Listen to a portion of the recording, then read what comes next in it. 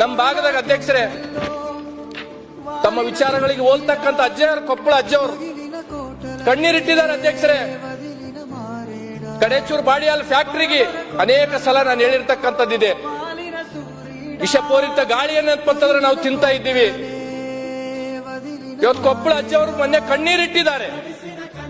ಇಂಥ ಫ್ಯಾಕ್ಟರಿಗಳು ಬಂದ್ರೆ ಅಂತಂದ್ರೆ ನಮ್ಮ ಭಾಗದ ಜನ ತೊಟ್ಲಕ್ಕೆ ಹೋಗೋರು ಕಡಿಮೆ ಆಗ್ತಾರ, ಸ್ಮಶಾನಕ್ಕೆ ಹೋಗೋರು ಜಾಸ್ತಿ ಆಗ್ತಾರಂತ ತಿಳ್ಕೊಂಡು ಇಂಥ ಫ್ಯಾಕ್ಟರಿಗಳನ್ನ ನಮಗ್ ಕೊಡ್ತೀರಿ ಉತ್ತರ ಕರ್ನಾಟಕ, ಕಲ್ಯಾಣ ಕರ್ನಾಟಕಕ್ಕ ಹೇಳ್ತಾರೆ. ಮೊನ್ನೆ ಅಜ್ಜವ್ರು ಹೇಳಿದ್ರು, ಸರ್ಕಾರ ನಮ್ಗೆಲ್ಲರಿಗೆ ತಾಯಿ ಇದ್ದಂಗ, ವಿಷ ಕೊಟ್ಟರು ಕುಡಿತೀವಿ, ಹಾಲು ಕೊಟ್ಟರು ಕುಡಿತೀವಿ ಅಂತ ತಿಳ್ಕೊಂಡು ಕಣ್ಣೀರಿಟ್ಟಿದ್ದಾರೆ ಅಧ್ಯಕ್ಷರೇ. ಇದು ನಮ್ಮ ಭಾಗದ ಪರಿಸ್ಥಿತಿ ಅಧ್ಯಕ್ಷರೇ. ಚಲೋ ಚಲೋ ಫ್ಯಾಕ್ಟರಿಗಳೆಲ್ಲ ಈ ಕಡೆ, ವಿಷ ಗಾಳಿ ಅಂತಂದ್ರೆ ಅದರಿಂದ ಬಂದೆ ಅಂತಂದ್ರೆ ಸಾವುಗಡ ಆಗ್ತಕ್ಕಂಥವೆಲ್ಲ ನಮ್ಮ ಉತ್ತರ ಕರ್ನಾಟಕ, ಕಲ್ಯಾಣ ಕರ್ನಾಟಕ. ಇದು ಯಾಕೆ ತಾರತಮ್ಯ?